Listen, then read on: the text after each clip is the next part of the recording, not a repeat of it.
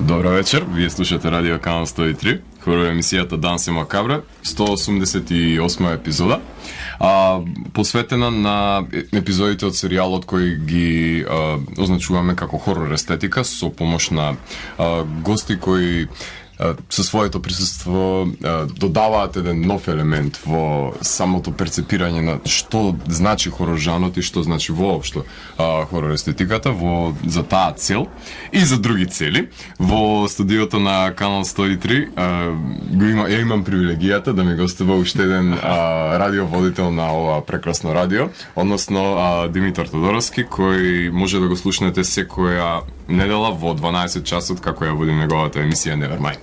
Дими? Фала Златко на поканата што ме викна. Ова е моје прво гостување кај мој колега во ова радио. Денеска планот беше да збориме за гранч, а после да офатиме нешто од филмската уметност, главен акцент на хоророт. И самото тоа што ја водиш Nevermind, тоа е најдобар повод за еден од најголемите експерти што ги знам за да зборуваат на оваа тематика, така што тука имаме двајца фанови на гранч музиката кои се надевам дека оваа вечер ќе ви биде интересно да бидете во нивно друштво. Со нас имаме и супер екипа која што е од другата страна на стаклото, која ќе се потруди оваа емисија безпрекорно да оди кон крајот и нема да бидеш изоставен од прашањето кое што сите гости го трпат во оваа емисија со која што ја отвараме хорор естетиката. Кој беше првиот хорор филм што го имаш гледано и кога воопшто дојде во прв контакт со хорор жанрот? Прв хорор што го гледав беше во трето оделение, па ми се жалам, се викаше Сладкиот човек. Денеска немам најдено на англиски како се викаше и баш преска кога спремав листа за најомилени хорори, го барав, но не можев да го најдам. Се работеше со човек што живееше во зидовите и кој ќе го каже неговото име 5-6 пати се појавуваше. Сигурно го знаеш што ти си Кендимен, значи станува збор за Кендимен на Клайв Баркер, на Бернард Росс мислам дека беше режијата, ако не се лажам. Така што си почнал со одличен филм. Да, а после тоа се знае што се идва после хорор гледање во трето оделение, уплави и такви работи, но тоа е сега за сега минато. Жив и здрав си, предпоставувам дека нема некако визуелно, барем не гледам на тебе некако се тешко се отвори љубовта и инспирацијата за гледање на такви филмови. Одлично. Ова како само една мала увертира за сето тоа што следува во текот на оваа емисија. Само да напоменам, сите гости кои доаѓаат и кои прашувам во поглед на тоа кој им е нивиот прв хорор филм, сите кажуваат дека во основно оделение за прв пат се сретнуваат со самиот жанр и тогаш ја добиваат таа мистика, тоа шармот на забранетото воопшто ги плени и уште од тогаш почнуваат да се врзуваат за жанрот и само им се отвораат нови врати, така што имаме што и ти на таа годишна возраст си допрел до сето тоа. Најубаво е така се почне тогаш со хорор филмови, бидејќи кога си дете има многу работи што нити се многу коцки што нити се сврзани во животот и нешто мистично што уствари не знаеш дека постои, а веруваш во него. Тоа уствари постои кога си возрастен, но тогаш е најако таа и затоа најголем ефект се добива и стравот воопшто е најголем. И плени најмногу, имагинацијата и фантазијата воопшто на децата, значи е безгранична, онака нема одредени рамки во кои што се уште не се расипани деца за да не може слободоумно да размислуваат. Како што зборувавме дека другиот аспект на емисијата за кој ќе ви говориме ова вечер е гранж музиката, односно сите тие бендови и албуми кои барем нас ни оставиле горен впечаток и кои се важни воопшто за самиот жанр, а музичкиот избор е на Дими оваа емисија и тој се состоеше од првиот музички блок се состоеше првата песна беше Pro Jam со Garden од албумот Ten, многу поцената песна, а мене едно од омилените, пошто како што ви кажав пред емисијата во задње време ги отсакав Pro Jam, но со тек на време се враќам во нормала, а после тоа следува Temple of the Dog, мешавината, супер групата составена од членови на Pro Jam и Soundgarden. И тоа е друштво од сите уствари всушност што го почнува движењето. И на крајот завршивме во блокот со една прекрасна песна со феноменален спот, а тоа беше Black Hole Sun од Soundgarden и за Black Hole Sun имам да кажам инфо од прва рука. Се собрале членовите на бендовите Soundgarden, Pro Jam, Alice in Chains, не знам дали биде, Seven Year Bitch, не знам кој, и направиле мала забава покрај еден рид во близу до Сиетл. Со оглед на тоа дека сите тие членови потекнуваат од една сцена, сите тие се дружеле, излегувале, се забавувале и во текот на кариерата нивна се менувале во тие бендови, значи сите свиреле секаде буквално. Да. Ништо не било ништо спорно и чудно нивната дружба на тој рид. Каде? Да, кај што се надувуваат убаво, а во тоа време има во медиумите се шири гласина за затемнување на сонцето и кога што биле така надувани, Одличен повод. И екипата им се појавувале визии наводно. Сега тоа колку е вистина не знам, но во име на емисијата нека биде вистина. Ќе опрашаме Крис подетоку за тоа. И ја пишуваат Black Hole Sun и баш поради тоа и спотот е таков, кој е еден од најдобрите спотови што се некад направени. Дефинитивно, И доста за да се халуцинаторен. сврзам, да, со минатата емисија со режисерот Јане Отипар Малко, Така? што зборевте дека краткиот филм може да биде многу добар, тоа само гарда го покажуваат со На Black Hole дело, Sun. дефинитивно на дело е покажано тоа. Приказна сама по себе. Во наредниот блок ќе слушнеме уште една наредниот блок композиција слушаме уште една од Soundgarden Soundgarden. и после слушаме Alice in Chains. Одлично. Уживајте.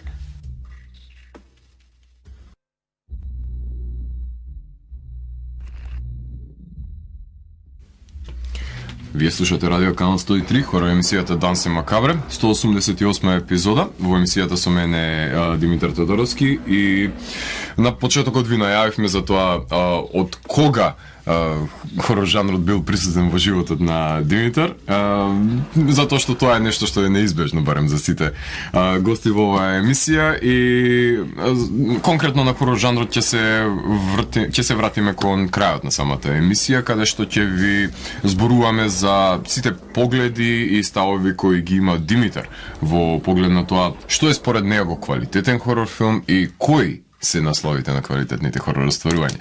Меѓутоа, не смеев и не можев да ја пропуштам таа шанса да не зборуваме за гранж, да не зборуваме за нешто со кое што и двајцата верувам дека сме еволуирале во животот, односно таа музика барем во тој момент во тинеџерството ни значела во одреден сегмент, барем претпоставам дека со мене ќе се сложиш дека одлично делува на тоа бунтовништвото кое што се раѓа во нас. И останува за цел живот. Ете така. Кога и да ја слушате, не знам, и да ги слушате композициите на Alice in Chains на 40, на 50 години, верувам дека ќе се присетите на сите тие бурни емоции кои сте ги имале на прво слушање, мислам. И уметноста на еден Джереми, не знам, на продолжам ќе остане со вас најверојатно до крајот на животот, затоа што тие естетски вредности се универзални и непорекливи, ајде така да кажем. Предпоставам дека и ти првата средба со гранж ја имаш во Средна школа. Така? Точно. Како што те привлече воопшто кон самата музика, онака кои елементи ти дојдоа на најприфатливи ти беа во што те заинтригира да продолжиш да слушаш? На почетокот, као што се создаваш као личност, нели? Слушаш одредена музика, одредена уметност и доаѓа до момент кај што сите тие бендови се звучат ги ставаш во една рамка и одеднаш коп слушаш Нирвана. И се што е ова? Како да го објаснам сега? Хард рок? Не. Метал? Не. Панк? Не. Што може да биде ова? И добро, тогаш сега, ја лично со интернет многу не знаев да барам информации и едно друго. Го слушав првиот албум на Нирвана, Bleach. И тој ми е омилен, иако емисијата ми се вика Nevermind. Bleach е тоа што ми ги отвори погледите и хоризонтите во, да кажам, за мене најомилената музика. Исто и мене и јас имам една интересна приказна со Блич. Блич го најдов, ако ти се верува, во една сомнителна продавница за аудио касети, фрлен во едно ќоше така занемарен со доста прашина на него и само го гледаш омотот така на Блич на една касета и си што е ова, мислам, што е ова црно-бела, онака црно-бел кавер и си викаш, што е ова чудо Нирвана, го земаш дома, го слушаш и сваќаш дека не сакаш, барем во наредниот период од животот, тоа да излезе од тој касетофон на кој го слушаш.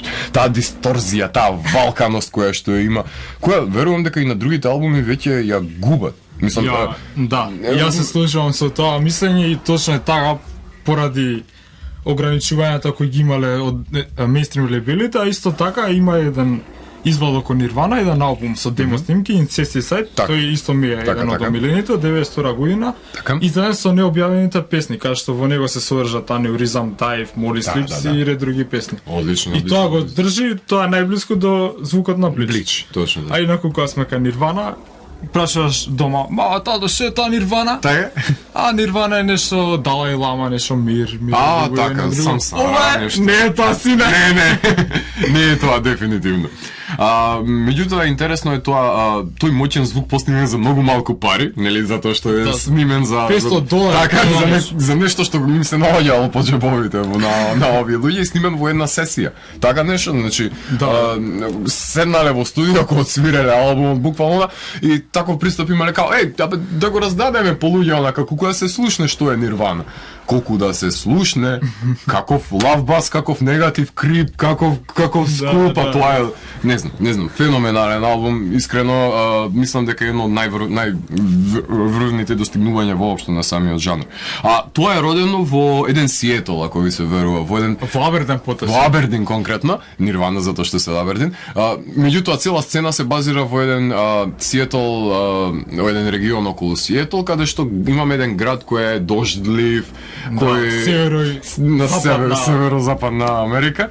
Значи ги имате луѓе студено е, нели, тоа да го земе фактор, затоа што има во најразлични документари се сретнувам тоа, као надвор цело време врне, па што треба луѓето, што им преостанува на младината да прави, освен да се збираат во гаражи и да свират.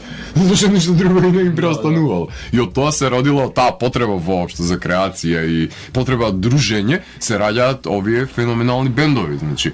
Покрај тоа што го имаме дождот од друга страна, па ги имаме Green River, убиствата и ги имаме воопшто вселувањето на Менсон фамилијата во тој период, тоест неколку години претходно во реонот кој се врзува околу Сиетл, така што доста луцидни работи се случувале во ова градче. Во даден случај мало. Многу е чудно, пошто во мејнстрим културата во Америка рече се два града, Њу Йорк и Лос Анџелес. Точно, да. За формирањето на тие бендови во Сиетл, мој мислење дека придонесува формирањето на бендовите на East Coast, како што се Minor Threat, Fugazi, нели таа сцена, хардкор панк. И со тоа мој мислење лично дека виделе кога може тони во тој град да се прават, зашто ние тука не се направиме. Еве ние во Скопје покушаваме тоа да се направиме. Зошто да не? И да си бидеме кудна цена како Манчестер, да речеме во Англија. Англија, да.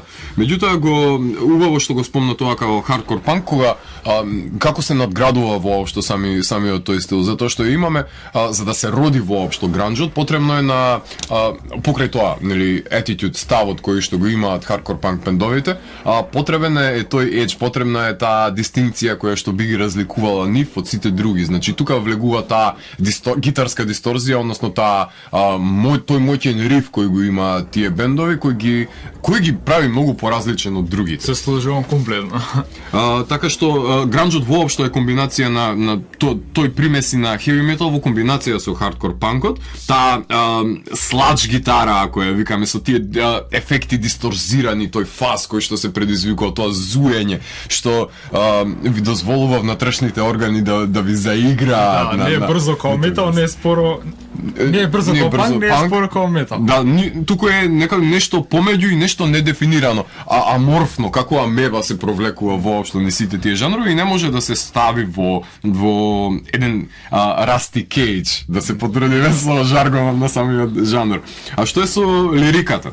Значи, од една страна имаме сите тематики кои што ја врзуваат младите. Односно, кои што, како што споменавме, врзана со општеството и со чувствата. Ете така, имаме од една страна таа инертност, односно апатија или како да ја наречеме, алиенација од социјален контекст, односно во контекст на самото општество кое што има младите, значи неможноста да делуваат во самото општество, односно поставувајќи се себе си на маргините можеби и занемарувајќи ги своите квалитети кои што ги имаат. И тука претпоставувам дека се јавува еден јаз, една омраза, еден бес во нив и тоа го канализираат најверојатно, не знам, во самата музика. И мислиш дека, например, ајде таа рок-н-рол бунтовност, таа желба за слобода, ја има, ја постигнуваат овие гранџ Тоа е бендови? таа основата од панк што е земена, а исто така сакам да кажам нешто за гранџот. За мене гранџот представуваше крајот на рок-н-рол музиката. Значи, имало во 50-тите блуз рок, во 60-тите исто така хипи рок, после во 70-тите се формира ново нешто панк, во 80-тите New Wave. И гранџот ми е, бојата на гранџот ми е како крајот. И више, не може на гитарата нова боја се измисли. Така? Но потоа ги дознав жанровите како што се пост-рок, како што се нойз рок, како што се Пост-метал. пост-метал, да. И си И не слушав буквално музика над 95-та година. Се што беше први да истражам цела историја што како било. Така? И усари сваѓаш дека и Битлз си копирале од 20-те години. Да, јасно, секој си зема инспирација со неколку Но колку да има сличности рок-н-рол вкупно, сепак секој бенд си има своја точка, своја нешто пошто тој е препознат и нешто пошто ќе се диференцира од другите бендови воопшто. Еден од првите вокали, односно на самиот гранџ правец, Марк Карм од Green River и подоцна Мат Хани, еден од тие луѓето кои што го оформуваат начинот воопшто и пристапот на еден вокал заради тоа што нели панкерите се развикуваат сета таа бес, сета таа омраза, болка и воопшто заробеност ја изразуваат нели на тој сотонивен бучен вокал, меѓутоа Марк Карм ја прави таа разлика помеѓу хардкор панк и помеѓу гранџ бенд што би представувал.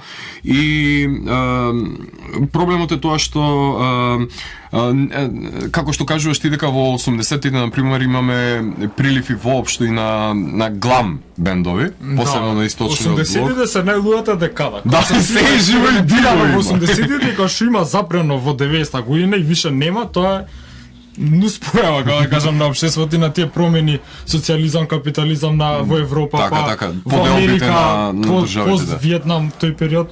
И тоа само се доприместува за креативната совест на луѓето да се отвори, да се појават син-поп бендови, но сега не збориме за тоа, што на гранџот. На гранџот.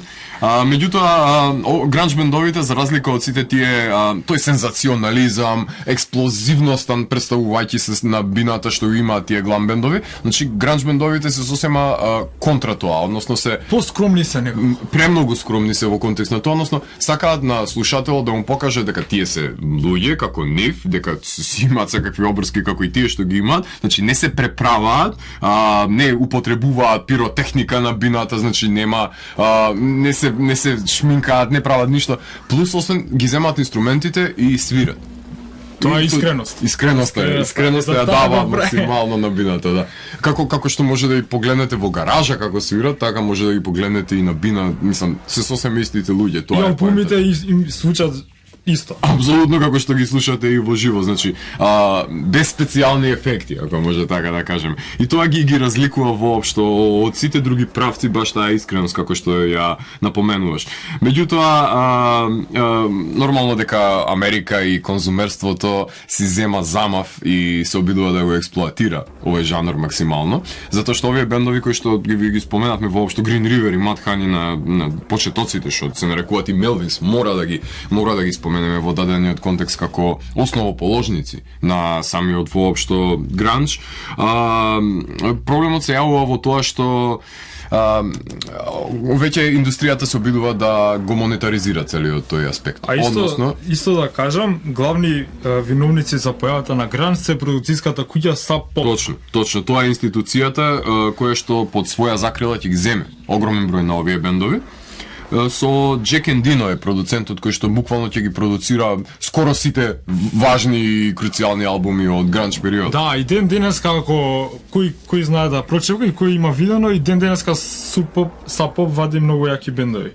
А и Matador Records на истокот. Апсолутно. А од панкерската сцена, за да премине во гранџ сцена, ги имаме на пример The Farts, The Human, ги имаме The Accused, The Fastback, значи тоа се бендови кои што буквално владееле со таа хардкор панк сцена, се додека не се појавиле Мелвинс.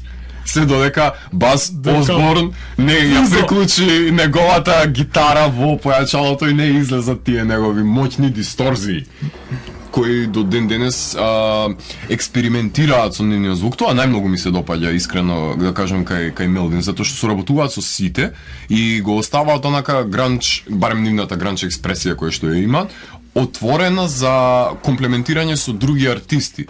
Например, ги имаме проектот со Майк Петон, со Фантомас, што е еден луд биг бенд со кој што настапуваат. Не знам, ги има во најразлични соработки со Лустморт, мислам дека имаше едно, продуцира со Джело Биафра имаат едно издание, значи се буквално отворени за да соработуваат и со други бендови, дури имаат концерти каде што два бенда, нормално како и со Фантомас проектот, два бенда на една иста бина со двајцата панари, гитаристи нормално се обединуваат и свират. И бас нема, тоест Осборн нема никаков проблем со тоа, очигледно. Го отворен е звукот на Мелвинс за соработка.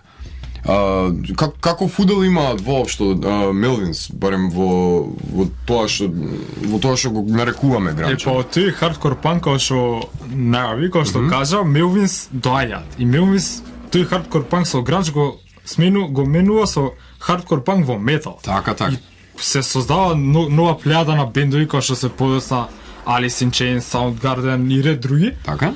А исто така и Баз Осборн е главниот виновник што Курт Кобен научи гитара. Точно така, тоа е моментот затоа што комши биле и многу го поддржува на почетокот, кога Блич се продава на многу мал број копии. Тој купува пола од нив, да речеме. Да, и ги дели. И му изиграва на некој начин како менаџер. Мислам, не менаџер, како другар. Да. Што може да му помогне. По Шаберден сепак не е сетал. Да, сите се знаат меѓу себе, очигледно и секој свири во бендот на соседот, така ништо друго. Курт Кобен нели бил и роуди во дадена ситуација за Мелвис, односно одел на нивните турнеи, помагал што требало и како требало и во даден момент најверојатно учел од сето тоа како се поставува еден бенд на самата бина и како свири воопшто пред самата публика и тоа го има научено од прва рака, што викаме, директно од самиот Осборн, односно од самите Мелвинс кои на пример во 80-тите години уште почнуваат да го негуваат својот звук со Bluey Porch Treatments или пак со Озма, албумот од 1989 година, кои се онака постаменти, да кажеме, на тоа каде би се движел воопшто целиот тој гранч, односно целото гранч движење воопшто. Од друга страна па во североисточниот дел на САД имаме бендови како Sonic Youth, Pixies и Dinosaurus Jr, кој што работа нешто што е сосема блиску, меѓутоа е сосема моќно како контрапродукт на сето ова. Тоа е таа вечна битка помеѓу истокот и западот. А само да надопунам претходно, после Мелвин се појавува исто така еден од најмокните бендови во гранчот, Тед, што владат многу специфичен звук и што не може да се копира ни ден денеска. А кога сме кај Sonic Youth, Dinosaur Jr и Pixies, првите албуми на Нирвана и на многу грач бендови се го вадат тој звук од Pixies и го преработуваат, пошто Pixies е основата на тој звук што го има Нирвана после во мејнстримот. Додека пак Мелвинс и другиве бендови што ги напоминавме се основата на гранџот во западниот брег. Така нерафинирана верзија Pixies, ако така да кажем, она суровата верзија која што владеела по ноќните клубови каде што се збирале и се правеле овие журки меѓу бендовите кои што соработувале сами со себе. Меѓутоа кај една забележливо е барем и кај Alice in Chains и кај Nirvana и кај Soundgarden ќе ги земеме влијанието на Black Sabbath, да кажем, барем во начинот на оформувањето на дискусиите. Не само Black Sabbath и Kiss ги земеме, Led Zeppelin можеме да ги земеме во според може да пронајдеме во елементи кај Soundgarden посебно во нивните албуми, меѓутоа бунтовноста од Stooges можеме да земеме од Iggy Pop дека е се присутна во Stooges основата, мислам, на цела алтернативна музика.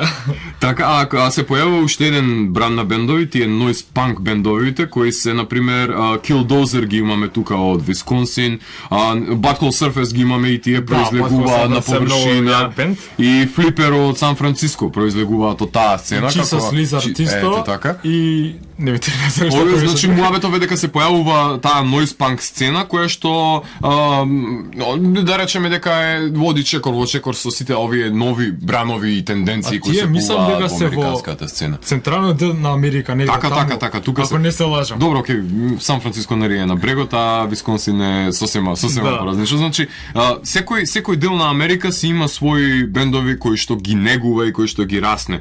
Меѓутоа, една компилација е многу важна да се спомене во целиот овој муабет што го правиме за гранж, а тоа е Deep Six компилацијата која што ги вади буквално од дното сите бендови кои што подосна ќе станат проминентни и ќе станат име во самиот гранж, односно тоа е издание на CZ Records, која што исто така е важна издавачка, CS Records, која што е подважна издавачка куќа во гранж бранот. 1986 година произлегува компилација од 6 бенда, каде што се за прв пат се појавуваат Green River, Soundgarden, Melvins, Malfunction, Skinyard и The Human. Значи, може да знаете, 86-та се појавуваат првите снимки. Може да замислите каква револуција представувала оваа компилација со овие феноменални бендови.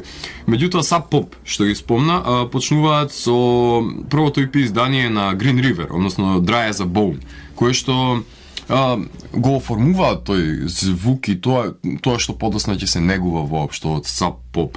Меѓутоа се појавуваат огромен број на бендови и како што кажа Нирвана, Абердин и голем број на други бендови кои меѓу себе соработувале. Така, например, членовите на Mother Love Bone преминувале во Pearl Jam, или со смртта на фронтменот во 91 година или 90 година. На Ендрю Вуд. Мислам, така беше. Подоцна Green River преминуваат, како што споменавме, во Mudhoney, ги споменати и ги пуштивме на почетокот на емисијата Temple of the Dog, кои се составени, нели, како што кажа, еден вид на супер група, затоа што исто и Mad Season после ќе ги пуштиме во етер. Така, кои исто така се доста важни и круцијални за оваа сцена, која што била буквално американски Ливерпул, ако може така да кажеме.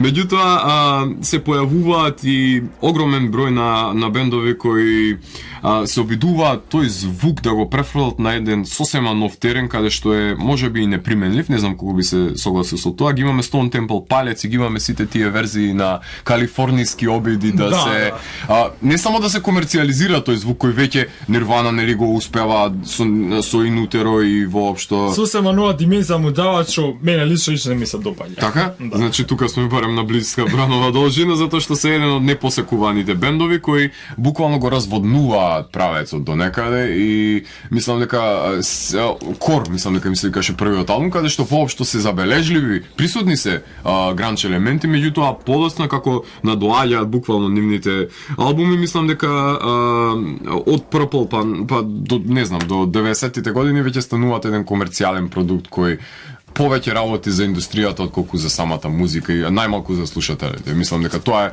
е Веланд, извини, меѓутоа заедно. Тоа е. Сега од кога поминавме вака историографски, повише ти гранџот кај што си го знаеле мал број на луѓе, се започнува со моментот кога Sub Pop не реша да го продолжи договорот со Нирвана и кога Нирвана одат во Лос Анџелес во студиото на Geffen Records и кај што го снимаат Nevermind, са со продуцентот го изумив како се викаше, не е битно, Nevermind станува топ еден албум на Билборд. На Билборд и го поминува Майкл Джексон и заслужено. Благодарејќи на таа песна се случува таа револуција исто како Sex Pistols во 76-75 во Англија. Така. И со тоа се тие бендовите што постојат сите како Melvins, Alice in Chains, Soundgarden, Mudhoney, Sonic Youth дури влагаат во тој, некои критичари ги сметаат како гранч и тука доаѓаат тие агенти дека што гледаат дека тука може да направат ќар и после 5 години гранчот да го издржат и скроз да го уништат и тука се создава тој Ерусалим на рок-н-рол во 90-тите. Така, кога доаѓаат буквално во Сиетл сите агенти и буквално на бендовите од гаража што нема ни демо ни снимка ни ништо, ги третираат како да се, не знам, рок-н-рол звезди во дадена фаза и се обидуваат на модни трендови да наметнуваат, нели тука карираните кошули ги имаме кои што стануваат комерцијално валиден аспект, станува збор за како што напомнав на почетокот на земјата, значи врне цело време и надвор е студено. Луѓе, значи, што друго да облечете на тоа време? Значи, од практични примени се употребени тие кошули, меѓутоа стануваат трейдмарк на една мода, што потоа се продава, не знам, за $100 само за да се биде гранж. Ин да се биде, тренди. Да направиме една паралела со случувањето тука, многу мал број луѓе во Македонија знаат за гранжот и воопшто ги слушаат тие бендови им се познати, бидејќи бидејќи така била ситуацијата на Балканот, нели, војната Југославија, независност и луѓето не имале време како во 80-те што ги знаат сите популарни песни. Така да видат ова Нирвана прв албум биле на топ листата и да преслушат. Но сепак има, не дека нема. Да, апсолутно. На Балканов доаѓа со задоцнување сите работи и затоа и бендовите кои што доаѓаат да свират, пример во нашата држава, се најчесто во пензија, така што ништо чудно да кога би се пензионирале и Pearl Jam и Soundgarden се надеваме дека ќе ги забележиме да дојдат, затоа што се уште се витални тие бендови ден денес. Soundgarden се на турнеја американска со Nine Inch Nails на пример. Една феноменална спојка. Pearl Jam си организираат големи фестивали, турнеи, концерти, така што овие бендови барем се витални на еден поглед. Меѓутоа има уште еден аспект, еден немил концепт за кој што мора да позборуваме во оваа емисија. Меѓутоа може да направиме станува збор за постгранџот. Само да го напоменам, да, како еден од модерните тенденции кои што јас и Димитар ќе ги десеткуваме во наредниот блок од емисијата. Меѓутоа до тогаш Димитар мене ме израдува кога го видов изборот на музика со наредната песна која што ќе иде во етер, која што мене ми е една од најомилените гранџ теми и е една мојна композиција на Alice in Chains. Мило ми е. Тоа е Love Hate Love. Кај што по неа ќе слушаме уште една композиција од Alice in Chains и нешто интересно.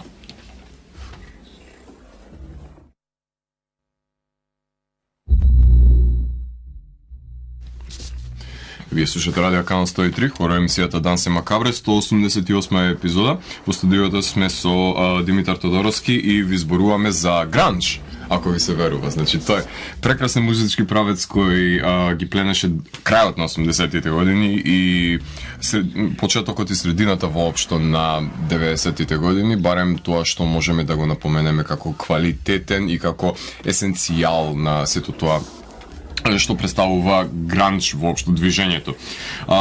Може да ви споменеме неколку бендови и да навлеземе во нивната дискографија, чисто колку да имате во предвид зашто точно ви зборуваме. Затоа што на почеток во цела емисија ги споменуваме Нирвана и нивните изданија као Bleach, Nevermind и Inutera, односно ви дававме наши видувања за тие албуми и нивното значење кое е во самиот гранџ, воопшто во самото гранџ движење, ако може така да кажем, и музика воопшто. Меѓутоа останаа огромен број на бендови кои се многу важни за напоменување. Од една страна ги имаме Green River и нивното издание од 1988 Rehab Doll, кое подоцна нели преминуваат од Green River во членови на Pearl Jam и Mudhoney. Меѓутоа по изданието на Rehab Doll имаме само Dry as a Bone, EP изданието на Sub Pop, кое го дефинира овој бенд како еден од основоположниците воопшто на самиот гранџ правец. Меѓутоа од друга страна имаме еден интересен ајде така да го кажеме проект за кој што ви зборувавме се Melvins, кој ги имаме Бас Осборн и неговата луда екипа, која до ден денес снима албуми, до ден денес скоро секоја втора година, ако ништо друго, вади по нешто.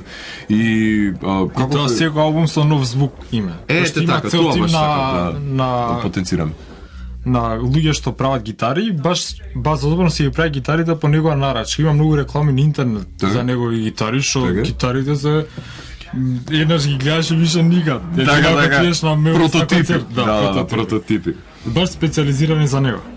Ви ги споменавме првите албуми од 80-тите години на Melvins со претходниот блок, меѓутоа тоа, пошто тие стануваат препознатлив бенд, се албумите од 90-тите години, односно ако се стави аспектот на Bullhead од 91-а заедно со Eggnog и Lysol, односно албумот од 1992-а, 1993 го имаат Houdini. Албумот кој е мој најомилен албум, кој го дефинира нивниот звук во контекст на тоа како тие го перцепираат гранџот. Каде што буквално до ден денес имаме химните по кои се препознатливи Melvins. Лизи, Honey Bucket. Значи композиции кои имаат и видеозапис за Лизи, ако не се лажам, значи, така што во тој е може најкреативниот период кој има бендо, значи Houdini дефинитивно е едно ремек дело, кој го надополнува 94-та со Prick, уште едно одлично дело, и Stoner Witch да не го заборавиме. уште еден квалитетен и солиден албум, додека во 90-тите ги има нормално кон крајот, нели, Стек ги има, The Megat, и во последните неколку години, нели, го издадува A Senile Animal и Everyone Loves Sausages, мислам дека беше последното нивно издание, кој доволно говори со тоа бендот до каде може да оди, колку си дозволува воопшто, колку може да им пристапи воопшто на неговите слушатели, кои бариери останаа непрекршени. На неколку концерти кои што ги имам гледано од Мелвин се ги настапувале со облечени во женска облека, нели, во пижами, значи си дозволува буквално што ги инспирира така и креативната слобода доведува до максимум и тоа ги прави таков бенд кој уникат, посебната боја на гитарите, значи Мелвинс дури е помаќен од heavy metal, trash metal бендови. Да. И тоа е интересно, значи во себе содржа стонер, слач некои елементи, затоа се инспиративни за огромен број на бендови кои се од оваа проминенција. Значи затоа и Мелвинс ги споменуваме толку многу и толку често во оваа емисија затоа што се занемарени, неправедно занемарени. Меѓутоа, тој нивен звук кој го содржат, односно кој што го имаат во нивниот бенд, е како што Black Sabbath е за сите воопшто метал правци, кај што е радоначалник на тоа дисторзија, таа моќност. Тоа го имаат Мелвинс за другите гранж бендови. Како Alice in Chains, кај што тој звук на свој начин си го интерпретираат, си го разликуваат и прават своја боја која што звучи исто така многу добро. Кога сме кај Alice in Chains. Ајде, мора да навлеземе во Facelift и Dirt, омилените албуми. Тоа е убаво прашање сега имам за тебе. Ти доаѓа некој човек со пиштол на чело и ти вика: имаш Facelift.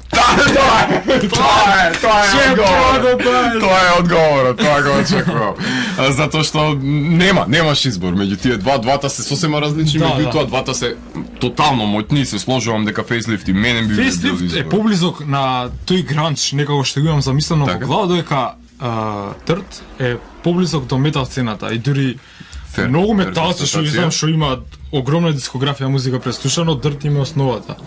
И толку ме заради тоа, иако Dirt ги вади песните Down in a Hush е моја лична химна, Nutshell, Men in the Box. Да.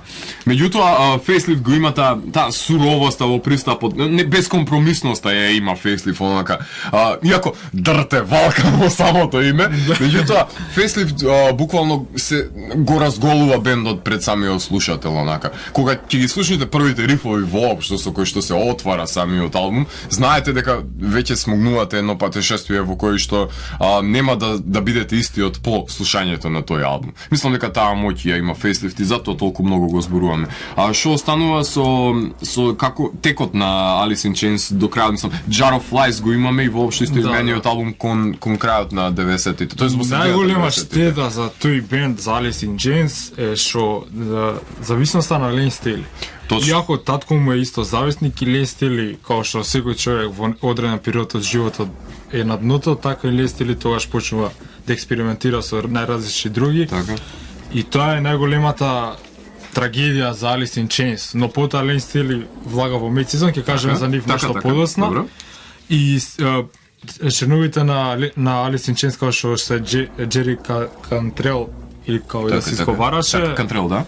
Доаѓало до несогласување помеѓу членовите бидејќи организирале турнеја и поради Лен Стейли не може да прават. Така, се откажувале концерти. Многу интересни настапи на Alice in Chains што ги имам гледано во Рио, во живо се Rock in Rio, кај што според мене е еден од најдобрите концерти. Моќен концерт. Јужна Америка е едно од најлудата публика. А исто така интересно колку мала нацистот во Скандинавија, во Шведска, мислам дека беше.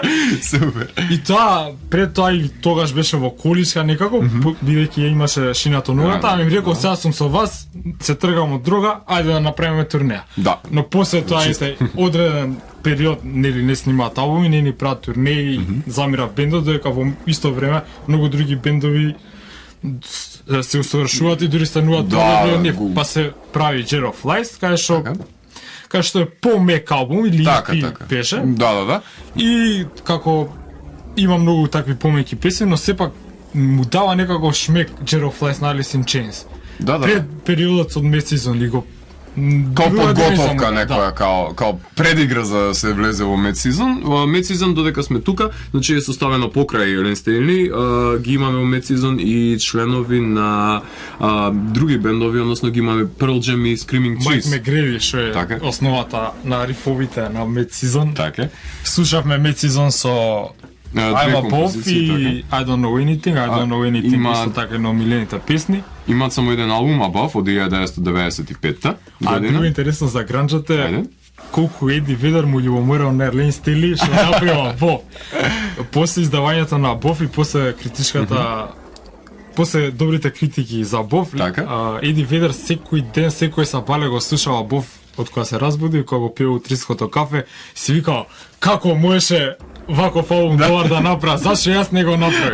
Така, сите си имаат очигледно некој таков албум на кој што потајно му љубомора. Mid-Season според мене е совршенството на гранж. Супер. Таа спорина и таа брзина, таа наизменишност на звуци и гитарата на Майк Мегреди, која што спомнав, го прави тој албум совршен и добро што е еден. Ако е имало повеќе албуми, можеби ќе се сменил звукот и можеби Така, ќе било кој дуže, знаеме каде но би тоа одел е еден, тоа, еден да. кој што е опакот овој на Sex Pistols албумот. Nevermind the Bollocks. Nevermind the Here's Bollocks, Sixpence. така во гранжата е Above. Иако до пред неколку години Mid-Season беше многу занемарен бенд, пошто Точно. немаше ни многу информации за него и многу кратко дека постојат. Така. Реално, меѓутоа е доста важен и доста круцијален воопшто за гранџот. Покрај нив да ги споменеме уште и Mother Love Bone, најде, на бендот на Енди Вуд, кој еден од најголемите комичари е наречен во гранџ сцената. Баш ради таа негова ведрина и во настапите и во пристапот воопште кога сите работи. Уште еден бенд со еден албум, колку ја што знам, Apple, 1990 година. Тука да не ги забораваме Mudhoney на Марк Арм, кои почнуваат со 1989 година и продолжуваат во 90-тите со истоимениот албум и во 90-тите почнуваат со Every Good Boy Deserves Fudge, со тој вкусниот, односно деликатесниот период од нивната кариера, од 92 е Pieces of Cake, значи се наполнуваат кон сето тоа и кон нивната замисла. 90-тите ги имаме и My Sister's Machine со Diva и Wallflower, два интересни албуми и интересен бенд кој што си има цврстина во својот звук и да ги споменам тука уште додека сме кај цврстина Grand Truck од 90-тите години со Inside Yours, Push и од членови составени од членови на Skin Yard и од The Accused. Значи бендови кои го започнале воопшто гранџ движењето. Skin Yard кој уште од 80-тите издаваат, например 1987 истоимениот нивен албум, и Hallowed Ground е од 88, додека во 90-тите ги имаат само First Sight Chunks и Thousand Smiling Knuckles, пред членовите на Skin Yard да преминат во Grand Truck. Значи, кога ги поминуваме вака бендовите, не се зачудувате заради тоа што имаме голем една група на музичари кои преминувале од едно до друго место и да не ги забораваме тука додека и комбинираме и Screaming Trees, кои уште во 80-тите започнуваат да го формуваат својот звук. Првото EP им е од 1985 со Other Worlds. Во 80-тите уште ги имаат Clairvoyance и Even If and Especially When.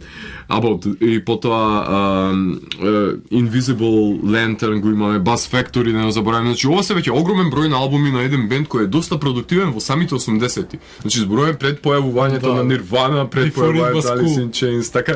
Значи ова е доста чуден е овој бенд, ако може така го кажеме. Така составено нердови, гикови како што самите се нарекуваат, меѓутоа и покрај тоа што во 80-тите владеела сосема поразлична музика на телевизија и на MTV на точно така. VH1.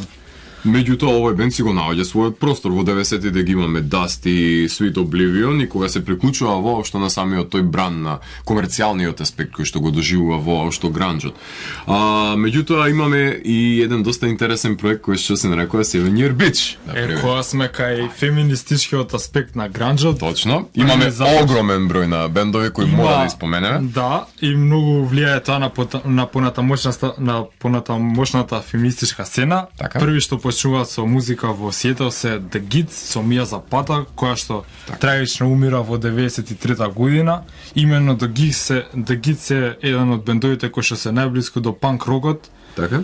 И според мене бендот со најдобриот женски вокал доста агресивен вокал, мислам дека Second Skin, ако не се Second Skin, да. беше една од нивните најпознати, најзвикани Ги имаме песни. спремено во емисија да ги пуштиме и тоа Dice Anyways и Here's to Your Fuck, али ако остане време ќе ги ставиме. Дефинитивно. И значи кога се формира The Gids, бендот цел живеел во една куќа во Сиетл, во центарот на Сиетл, и тука буквално секој ден имало свирки. Кај што доаѓале сите бендови помалку познати, бидејќи Gids се активни 92-93. Така. Овие што се фациве Alice in Chains, Soundgarden се више етаблирани, веќе се така. Они прават турнеи на секаде во светот, остануваат до Gids и во таа ера, во таа доба се формираат и Seven Year Beach, кои што се лични другарки на Мија Запата. И Мија Запата лично им вика, ако можеме ние, зашто не вие, така на панкот. И како што секој бенд се ствара на свирка, така и Seven Year Beach се ствараат за време на свирките на Gids, и буквално женските по агресивни женски немам слушането во живот, и освојуваат околу една деценија, сега не знам лично дали обстојуваат се уште, но имаат смртта доминантни се во 90-тите години, во 90-тите, дека во целиот период на гранч, и имаат многу направени проекти после смртта на Мија Запата. Так. А инаку Мија Запата е умрена во 1993 година, која што некој селјак, како што вчера на сепултура некој селјак согаше од 9 метри, така извршил кривично дело, ја силува Мија Запата и за време на силувањето умрела, еден од најаките женски вокали. А после за незин трибјут прати Джоан Джет и ред други уметници, и се ствара поголема све за против силувањето и против тие кретени што не може женска се најдат, па силуваат на улица. Апсолутно тоа. The Gids има 2 албуми, има и многу јак филм документарец за нив, кај што членовите ги гледаме така после 5-6 години како и се во агонија и во апатија, како збора за нивното време, колку јако би можеле да си поминат ако се уште Мија Запата била жива. Тој неискористен потенцијал што се вика и таа креативност која што имале на тие албуми, значи зборуваме за албумите како Сикем, како Вива Запата и како Гато Негро, значи тоа се одлични и уникатни. И L7 ги заборавивме. Тие се бендови, тие ги чуваме малку за друг блок, кои се бендови надвор од Сиетл. Меѓутоа ќе споменеме во контекст на тоа како женски бендови, значи L7 од Лос Анџелес, Калифорнија потекнуваат. Звукот е близок. Звукот е многу близок. Значи имаме Smell the Magic, имаме нивни албуми као Brixar, Heavy, не знам, исто имениот нивен албум 88, значи почнуваат L7. Така што Hole, да не ја забораваме дека сме кај женските бендови. Исто од Лос Анџелес, значи жената која го освоила очигледно срцето на Курт Кобейн. И која го уништила тоа. Конспираси теории. Тој heart-shaped box на господинот Кобейн. Не, од Hole највише ми се свија и прават MTV Unplugged 95 или 96 година или 2 години после смртта на Курт Кобейн. Така? И ја свират кавер на You Know You're Right. Так. И You Know You Have No Right, така е прави кавер некако. Така, добро, а тогаш тогаш а нели не е публицирана таа песна, таа по неговата смрт доаѓа дури и подоцна и се пушта во оптек, а Кортни ја свири на концертот на Хол. Тие се мислеја тактично. очигледно тоа е била целта и ја постигнала најверојатно кај многу други љубители на овој звук. Pretty on the Inside е еден од нивниот најзвикан, Celebrity Skin ги имаме од нив албуми како едниот по извиканите, The Nymphs ги имаме од Лос Анџелес, додека сме тука Калифорнија со исто имен албум од 91. Од другите бендови додека навлегуваме, ајде да кажеме, надвор од Сиетл. Од Минеаполис ги имаме Minnesota Babes in Toyland, не знам, исто така добар бенд. Исто тука солиден бенд со изданија како Fountain од 92 и Neme Sisters. Ги имаме од Лоренс, Канзас, од Канзас дури имаме гранч кај што се раѓа во 90-ти, да зборуваме како Dragline 93-та албуми, значи Death to Traitors од 95-та. Орегон, представник е Pond од Портланд.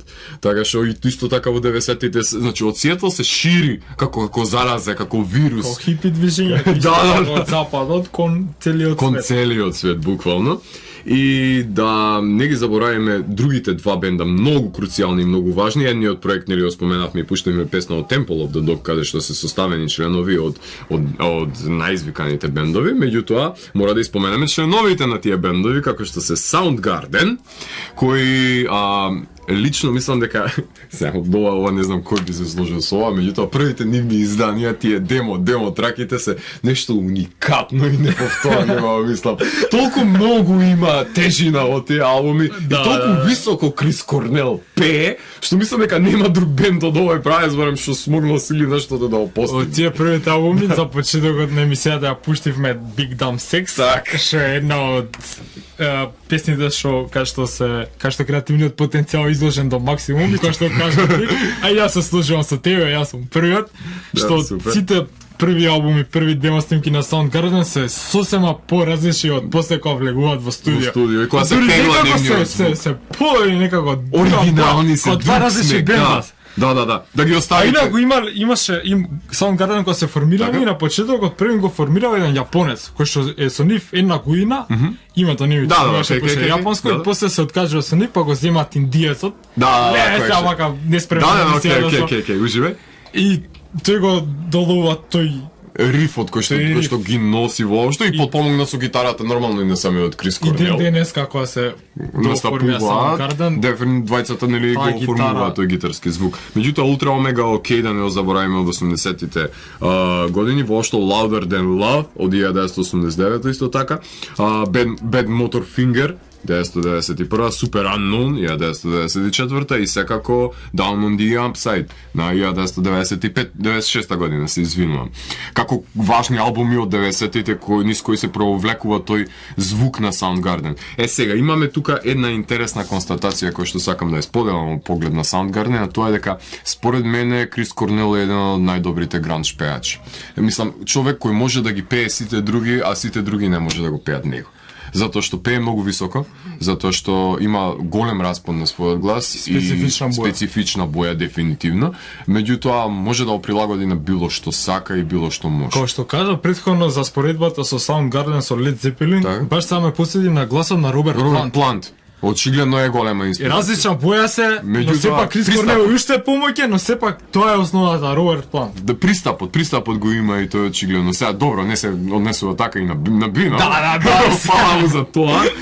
Меѓутоа Крис Корнел има многу моќен глас. Мислам, секоја почи на Лен Стейни, секоја почи на Еди Ведер, секоја почи на другите вокали кои се издигнале воопшто, Марк Арами.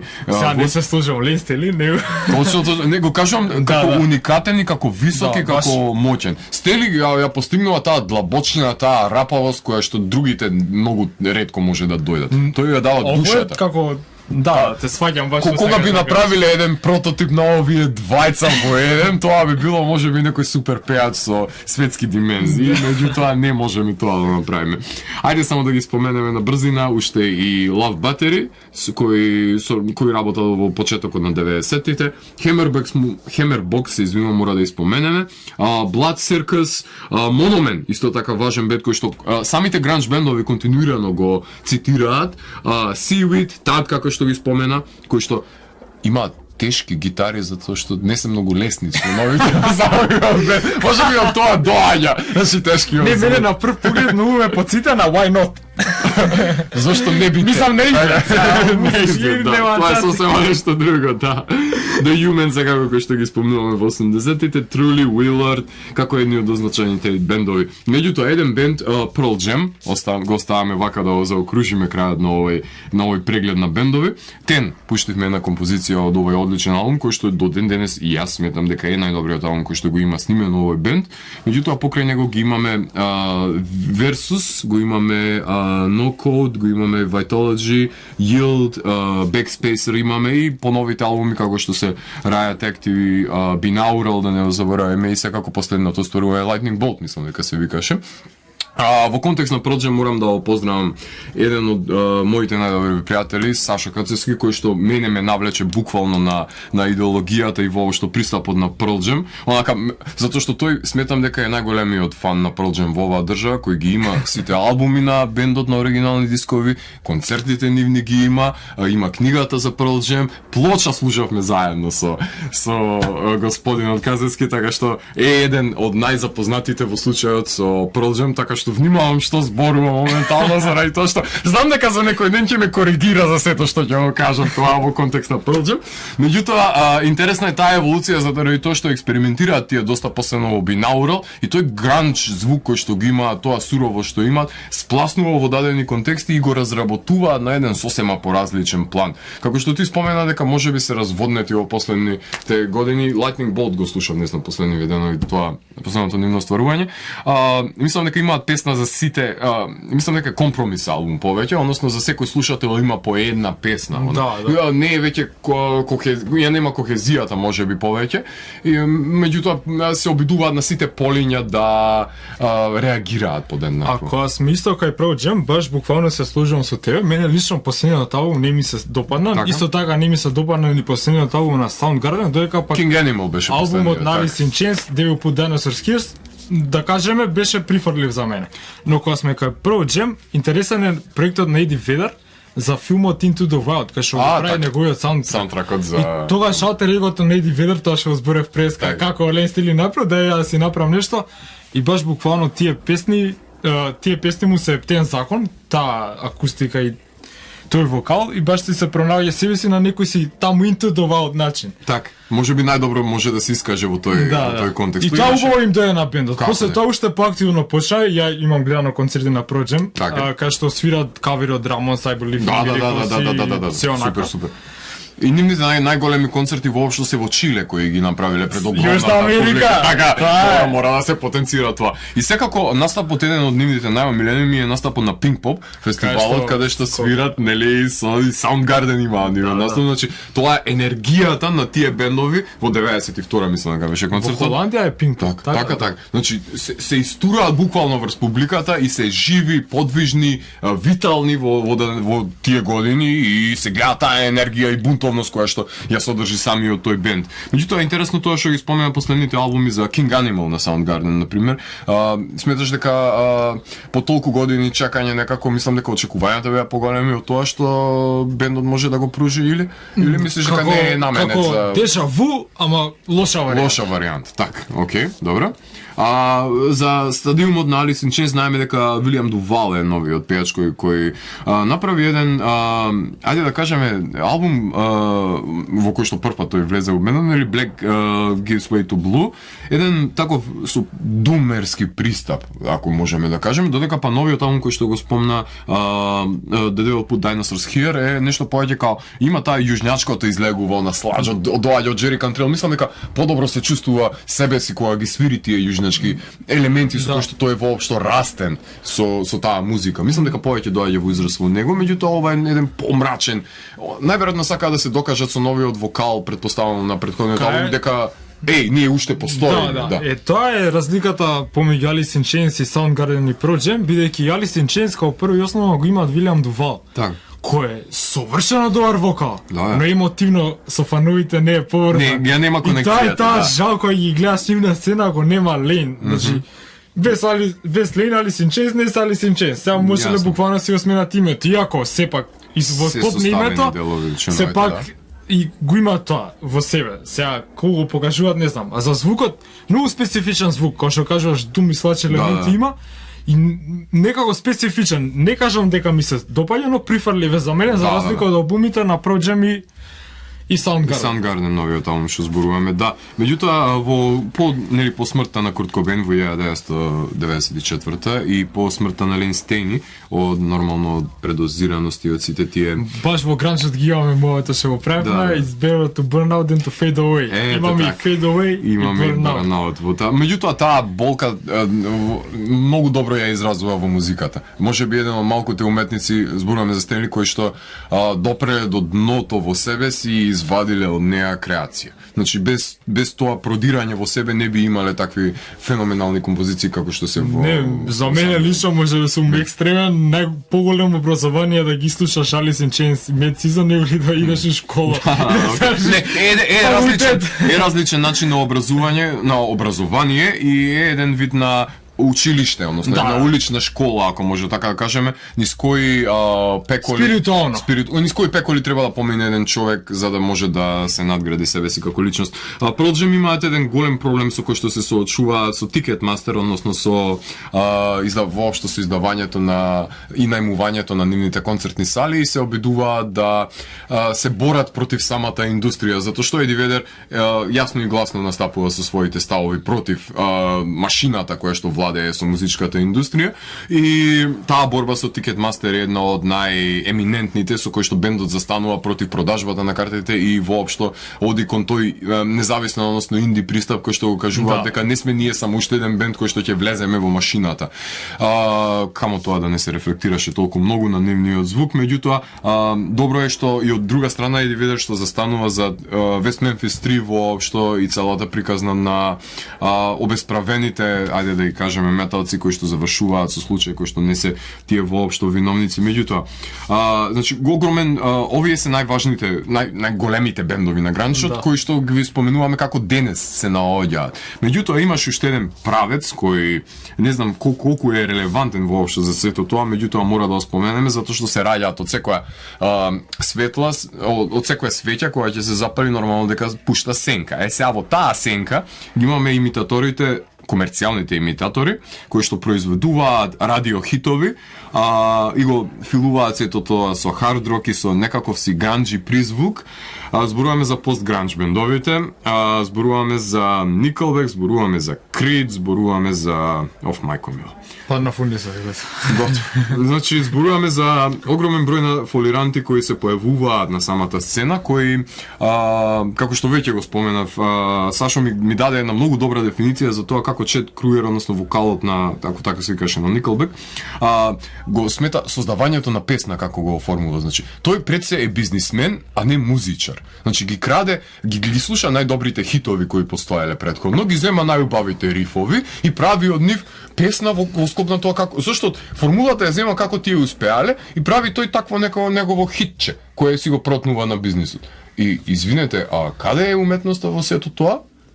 Тоа е прашањето кое го Тоа беше една од главните причини што не слуша музика на 95 година. А инаку интересен бенд, постгранџ бендот Седо се кински, не знам дали се запознав со нив. Да, имам. Они се бенд што свират само инструментали, ги дознав пред некоја година, баш буквално ми исполнија душевно и спиритуално и креативно. Бендот, кои слушателите може да си го проверат, 98 се формирани.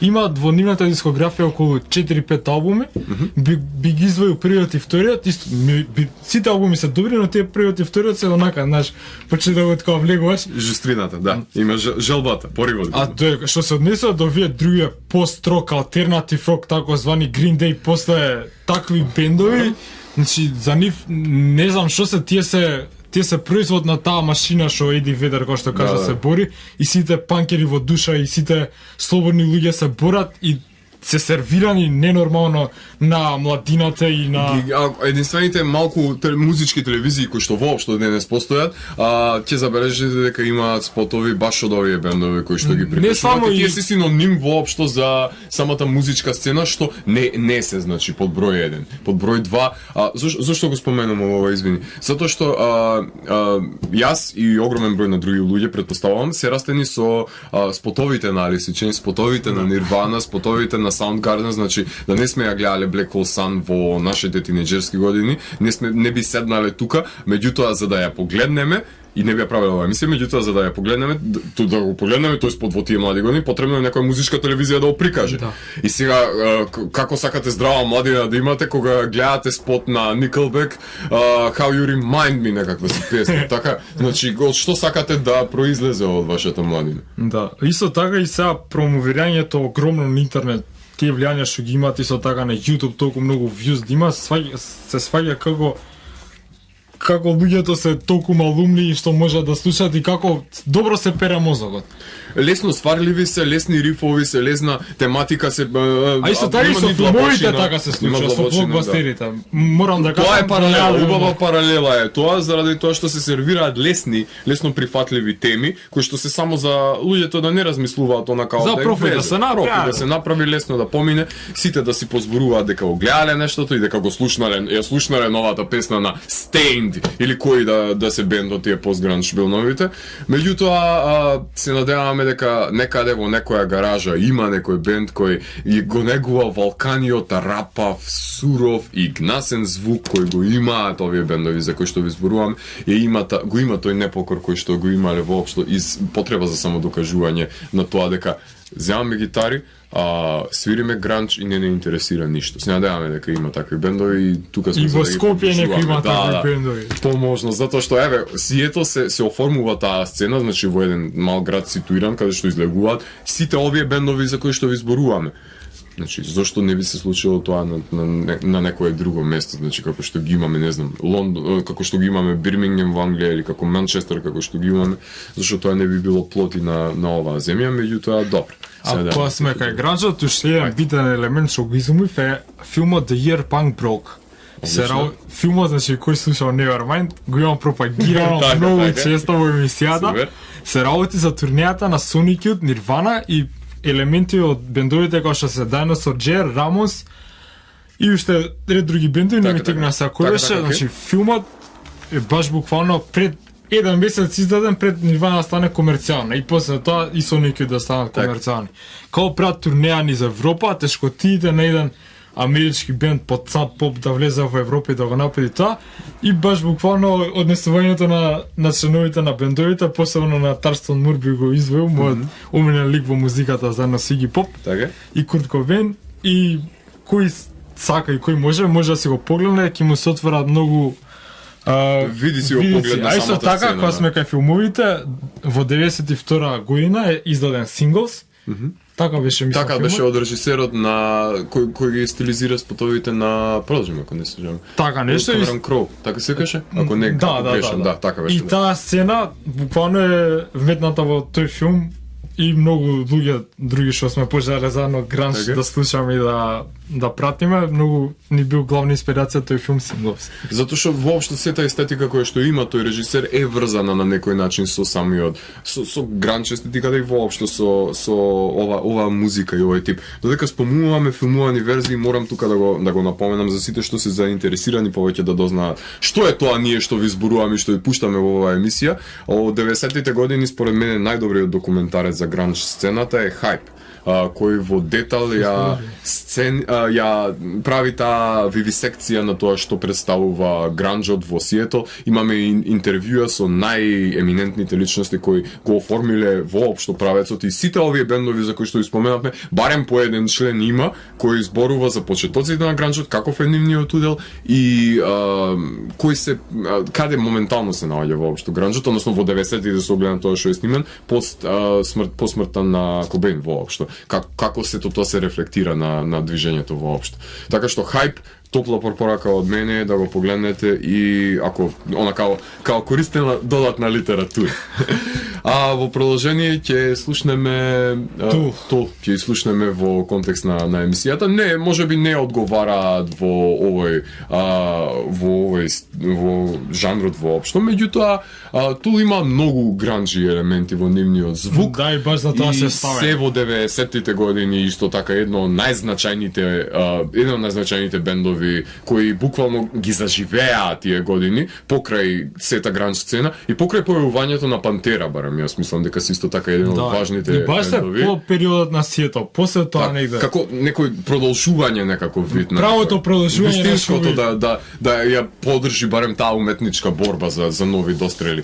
Интересно е тоа што додека се движиме кај метал водите, првото појавување воопшто на Alice in Chains мислам дека беше на Big Four, на турнејата каде што свирале нели Металика. Да. Кај што се представуваат со метал публиката и баш ги декларираат како метал бенд. Да, пред група на сите се Alice in Chains онака и баш бендовите кажуваат Лин Стейнли беше толку, значи замислете, тоа се металци кои што се дојде Металика да ги гледаат и крај не ги интересира некоја предгрупа која прв пат слушаат, која се вика Alice in Chains. Викаат, Лин Стейнли со најголемо достоинство ги издржа сите тие урлања и безпрекорно си го пееше својот сет од прва до последна песна на секоја свирка. Значи машки го истрпи целиот тој напор кој што го имаше ставаше како нов бенд.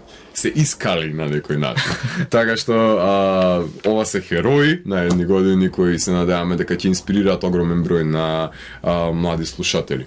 Значи ги слушаме во емисија Тул и се враќаме да ви позборуваме за изборот на најомилени филмови на Димитар.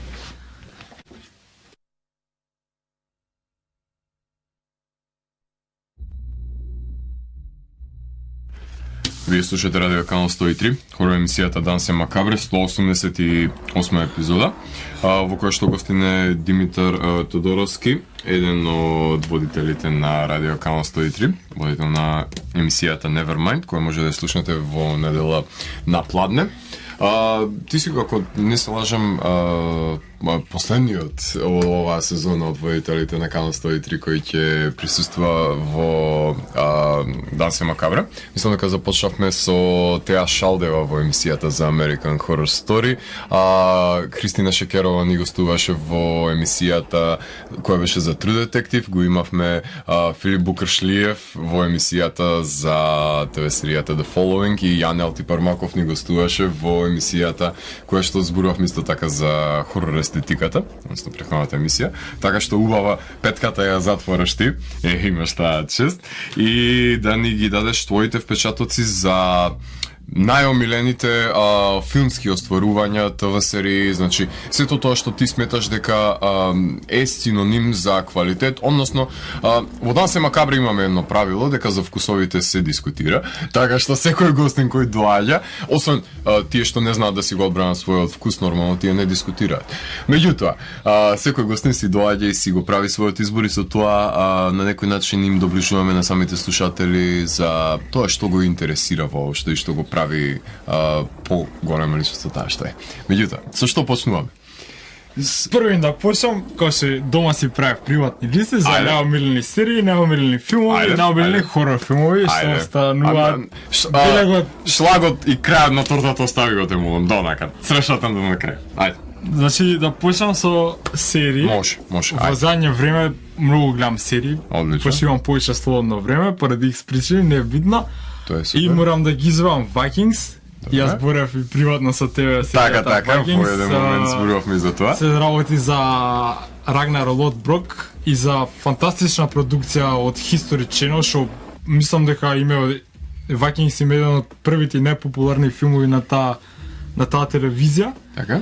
И баш онака сите фанови на Game of Thrones би им се свиѓа Vikings. Таа суровата страна, алтернативна и underground суров филм. Суров пристап кој што има воопшто на самата тематика на Game of Thrones, кој што стана популарна серија и која што како што поминува времето од прва сезона до четврта се стигна. Уште една епизода фали. Се поише ми опаднува вниманието и интензитетот воопшто на самата серија. Така, меѓутоа во Викинзи претпоставам дека има повеќе борби. Има и повеќе борби, има и скандинавска митологија што се врзува со самата тематика, така? Да. Ако сме кај овие историски серии Medieval, ја спомнав и Ром, се работи за Лусиус Веринус и Тайтус Пуло и за сето тоа случување во ерата на Гај Јулиус Цезар, Помпеј и тие војни во Рим.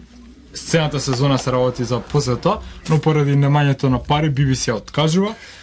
И кој е фан на такви серии, со основата кој е фан на Lord of the Rings, овие дефинитивно се препорачливи за таа фан. За таа публика. Да. Ако сме кај ситком серии, би ги извојил Dead 70 Show со Майкл Келсо, со Фес и основата на моето средношколско запознавање со сериите и со уметноста. Одлично. Доста забавна. Доста забавна серија пред Dead 70 Show. А во задње време ја гледам Modern Family. Так. И онака тој склоп на таа фамилија помеѓу геови, помеѓу маж 60 години со жена 30 години, таа атрактивна жена што е спонзоруше или куртизанка, како што ја рекла професорката моја по македонски јазик. Баш ја прави таа серија поспецифична од стандардните ситком серии, ја прави баш аспектот на режисирање на режирање и на снимање е мокументари. Така. Усари самите глумци си се како актери, тоа како реални луѓе што си кажуваат што се случува таму. И баш има многу хумор елементи што ме киното смеење. Одлично, да, баш уникатниот пристап на самите членови на семејството и воопшто нивните меѓусебни врски и релации ја прават поразлична од сите други серии. Но тука сакам да извојаме на хорор серија која што за жал се прекина после првата сезона. Така, после првата сезона не доби продолжение. 666 Park Avenue. Така? За глумецот Џон Лок од Изгубени. Така? Глуми како Мефисто, тоа е моето толкување на серијата. Одлично. И има исто така плава глумица и со незин партнер кој што градат кариера во Њујорк и сори кога го гледав Розмерис Бебис, сватив дека од таму украдено и тоа како е крадено и баш из зградата и луѓето. И баш можеби поради тоа е прекината и со така прекината ради финансиски невалидност во контекст на тоа што друга серија исто од 2012 што е прекината е Wake, се работи за детективот што е шизофреничар. И морам да спомнам со моите хорор филмови, има елементи од Jacob's Ladder. Одлично. Што таквите тие шокови што му се случуваат и тие флешови од минатото, тој посттравматски стрес, да. Е одлично опакување пред се. Друго True Detective имаш како што кажам правено за таа емисија. Може твој аспект зошто ја гледаше, кога гледаше, како? Скептик за таа серија. Така? И посебно што режисер италијанец и си викам ајде да не нешто ко Сопрано и првата епизода гледам и викам Раскол, главниот протагонист на серијата, тој е убиецот. Таа теорија ми се ваеше многу заради изјавите кои што ги дава неговиот контрадикторен пристап. И серијата баш буквално е направена со таква боја, мислам, бојата на камерата е баш како застарена, како да е нешто. И тие сцени што се винтидж момент, да, и сцените тие во Луизијана, што се прекрасни на локации што се снимани онака во друг магичен свет да влегуваш, во што кој што се крие во рурална Америка. Едина забелешка на True Detective ми е крајот што толку многу го забрзи, толку многу го уништија, што мислам дека крајот можеше да се продолжи во повеќе сезони, са не знам следната сезона како ја планира, сосема различни ликови, сосема различно дејство, сосема различни актери, така што тоа е концептот кој што ќе се придржува како American Horror Story што прави, секоја сезона различен концепт. Да, друга исто така серија и последна на мојата листа е The Lost Room. Се работи за глумецот што глумеше во Dirty Sexy Money. The Lost Room исто таков елемент има психолошки и мистичен и трилер, така? Се работи исто за детектив. Супер. Што наоѓа примети што носат во паралелен свет.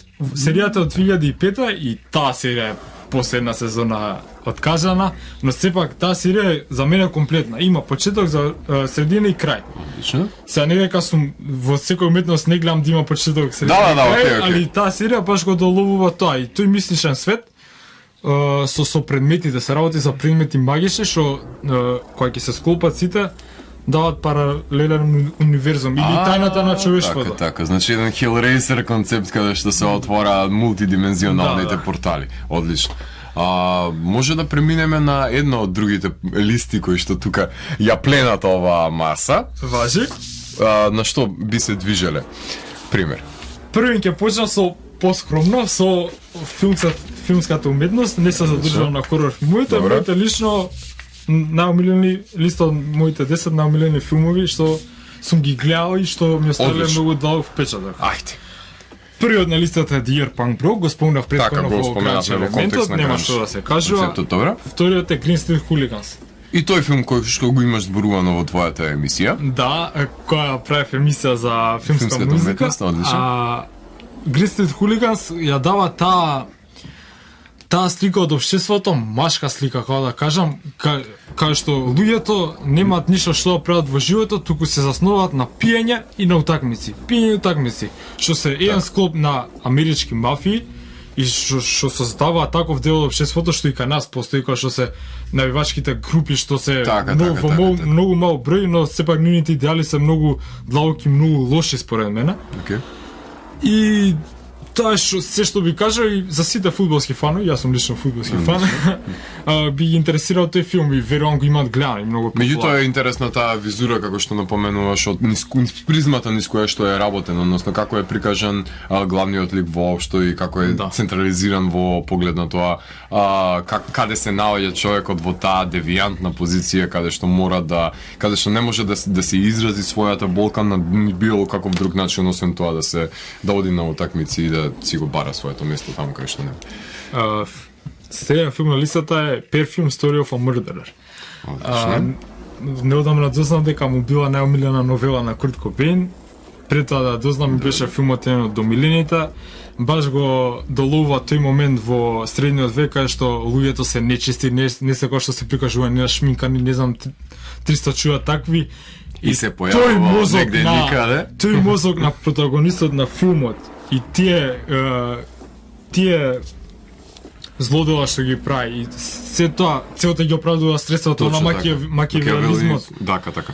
Со цел да создаде свој белег, свој трак, свој мирис. Бескруполозен серијски убиец. Да. Она најдобар шаблон што може да има тој. И тој луциден лик баш буквално како најнормално си ги прави тој убиство. Тој сака да биде тоа, тој сака да биде совршен мирис. И на крај го долува во последната сцена, сега да не дама спойлери. Да, окей.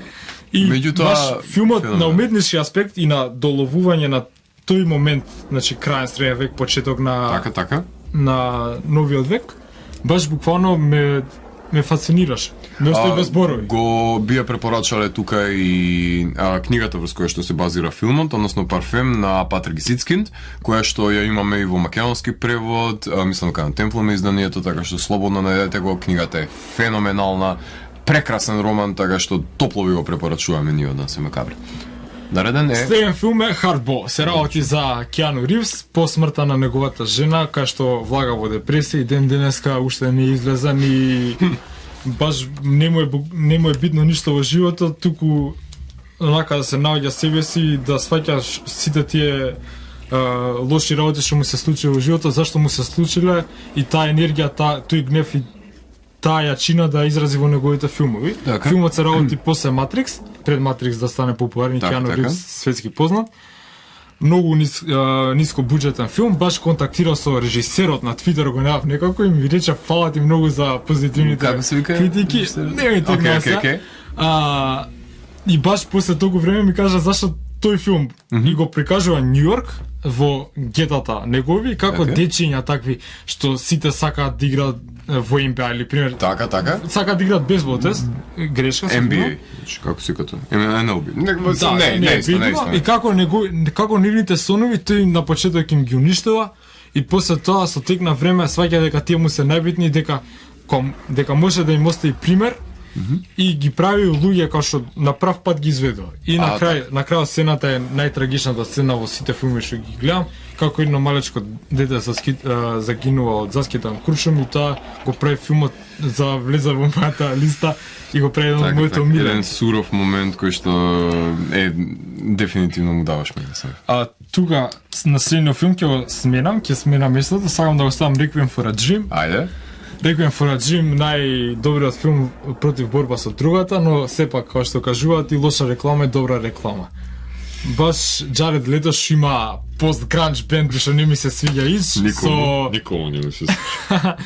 Баш го долова тој момент како другата може да тунеш и тоа е се што ми може да кажам. Сите приказни се феноменални во овој филм и приказната со бабата и приказната со како се каже со проституцијата воопшто, така што ова е феноменален филм. Сосема заслужено во било кој. И саундтракот е одличен. Следен филм е Vanilla Sky. Vanilla Sky е преработка на шпанската верзија на Vanilla Sky со Пенелопе Круз и Том Круз. Пенелопе Круз исто така глуми во... Алехандро Аменабар е режисерот на шпанскиот филм.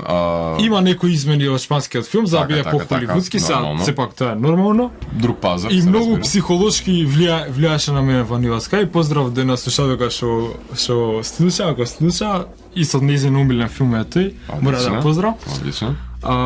Се работи за утопија. За утопијата што Том Круз плаќа за да му се случи и тој свет. но сваќа дека не може се да биде утопија и му се значи Не како може се, не совршенството е далеко. сите психолошки Така. филмови ми се мене омилени, како и Одлично. другите филмови му се јавуваат флешови, му се јавуваат ред други работи и самото течење на филмот те остава буквално без див и онака сваќаш секој човек усвари долуваш до момент дека сака да живее во таква утопија, но дека не е се Многу така розово. ретко кој ванила. може да си го дозволи, да. Меѓутоа препорочлив и оригиналниот филм, односно на Аменовар. Четвртиот филм на листа, да убрзаме малку, Ајде. пошто нема да остане време, Спик, се работи со Кирстен Стујарт, глумицата на Twilight, кај што знам какви пати правиш, овој филм пред Да, во радио сме, да. Тоа е мора Димитар да го да, прикаже до тоа. момент. Да. Се работи за филмот 2003-2004 година, кај што она е уште тинеџерка и глуми како мути отпадник девојче, Така, као што многу сега може да девојчиња работиме со тоа. си се пронаоѓаат во тој лик. Одлично. И како во еден момент ги доживува своите 5 минути, најпопуларниот дечко што ќе кажам на филмот, ја засвиѓа и ја силува. И таа кјути цел филм на крај се дознава тоа и сите тие проблематики, психолошки ефекти на нејзе со односи со другарките и со општеството се преточени толку добро и толку живо што стварно филмот е ремек дело иако е таа глумица. Одлично, најверојатно едно од нејзините најдобри остварувања. Да. Судејќи по се друго што има во својата Следниот филм кариера. е Coffee and Cigarettes на Джим Джармуш. Готово. Тоа е со Девид Ланч, моите омилени режисери. Coffee and Cigarettes и самото појавување Ниги Поп и Том Вејс во сцената кај што феноменален диалог. Феноменален диалог извив и дел диалогот вен на моја емисија. И Затоа што самите престанавме да пушиме, онака може цигара да запали. Да. Што повеќе сакате од тоа? Да. И токму тој филм сите тие склоп на случки, склоп на сцени што не се правилен дека што кажа Да, случајно. Да, филмот еден од најдобрите инди филмови направени на сите времиња. Црно-бела техника. Во црно-бела техника, да. Одлично, Втори филм на мојата листа е Кристијан Наев. Се работи за Германија во рамките на демократијата, бидејќи Германија е поделена тогаш на источен и западен дел. да. Се работи за животот во Берлин во почеток на 70-тите, јавувањето на кокаинот, хероинот, ЛСД И сите други. зависности кои што произлегуваат од овој филм. Има заеднички елементи со Спик, но сепак Кристијан Наев е еден од најдобрите европски филмови за мене некад направен, исто така со многу мал буџет. Да убрзам малку, нема многу детали да кажам. И едно од омилените на Боки.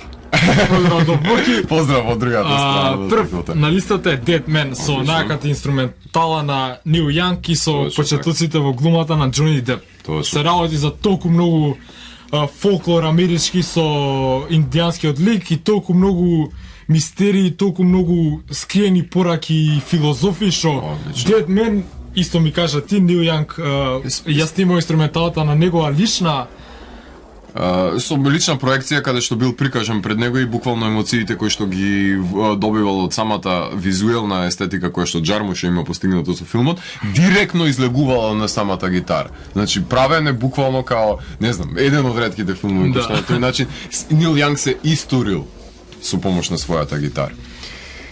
Исто е во црно-бела техника. А сега следува на омилениот дел Каде што кај што белек ќе ставиме на хорор филмовите. Во последниве неколку денови и последниве неколку недели гледав многу хорори. Меѓутоа, најдоброто да го издвоиме за оваа Најдобро. емисија, што е тоа што сметаш ти дека еден хорор филм треба да има за да биде добар? Затоа што во неколку дискусии кои што не ги знаат другите, не ги знаат слушателите, сме потенцирале еден со друг дека психолошките хорор филмови воопшто тебе ти се најомилените како поджанр. Предпоставувам дека и има огромен број на филмови кои тебе ти оставиле впечаток од тој поджанр и се надевам дека дел од нив ќе може да ги прокоментираме. Искрено, многу бев скептик за хорор филмовите, бидејќи ми има многу лоши остварувања и многу долго време не гледав хорор филмови. Бев навикнат на комедии, на драми, на не знам Добро, што. поред. И кога што беше месецов периодов и најавањето што ми најави да дојдам гости на емисијата. Ајде да видиме што точно има жанр да понуди, така? Одлично. И значи таа креативна слобода и тие постигнувања ван нормалата, тие остварување на режисерите што се косат со нормалното би го издвоило на мејнстрим филмовите. Така. Го прават хорор жанрот да биде поспецифичен. Местото кај што може човекот да достигне до неговата внатрешна длабочина. Да продре таму каде што другите не може. Ти си експерт за хорори, си ги знаеш овие работи, но твое видување да си кажеш, значи остави тоа ја што си знал. Ти си гостин тука. Хорор филмовите, како што кажа, омилен жанр ми се психолошките хорори, бидејќи не сакам многу хорори, не сакам многу хорор акции, сакам психологија, сакам да ме однесе да ме јакне од земја хоророт, која што има на листа многу од нив. Значи ќе почнам први со Екзорцист, главниот хорор, мислам дека и ти се сложува што до луѓето да се толку, како да кажам, да го засакаат хорор жанрот и да го засакаат и да го замразат. Да, значи филм кој или го сакаш или не, така. Главното вмешување на религијата се имало и претходно вмешување на религијата, и главно се извои хоророт е за сатанизмот и за сатанистичките луѓе, за тие што прават окултни. Но не е така. Хорор филмот баш покажува и Екзорцист дека стварно има реални случаи кај што се извршуваат такви работи. Кој си верува во спиритуалните работи, знае дека е вистина.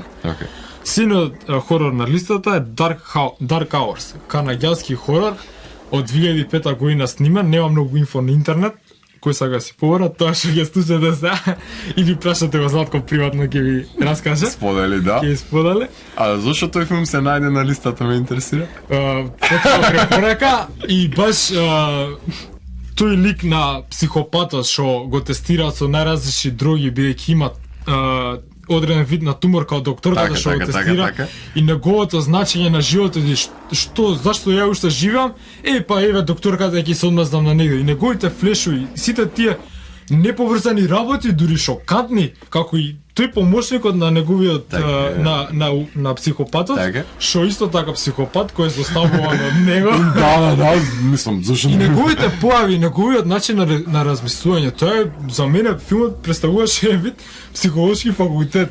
Да, затоа што кога ми спомна дека сакаш овака психолошки хорор и сигурно што да му препорачам сега на Димицика, мислам, чеки, имам едно инди остварување кое што може да помине добро, а може и да не помине, чисто онака како ме интересира до каде е подготвен тој за да влезе во жанрот. И онака си рекол, ова е многу ретко, мислам 2005 и дури поретко и се наоѓа денес филмов, меѓутоа начинот на кој што е представена сета таа илузија, сите тие халуциногени, како те внесува, мислам дека е еден од најдобрите прикази за тоа како треба еден психолошки хорор да изгледа. И мило ми е што се наоѓа тој филм тука и што воопшто го имаш погледано. Јас се изненадив, пошто читав дека има негативни критики. На момент ги разбирам тие негативни критики.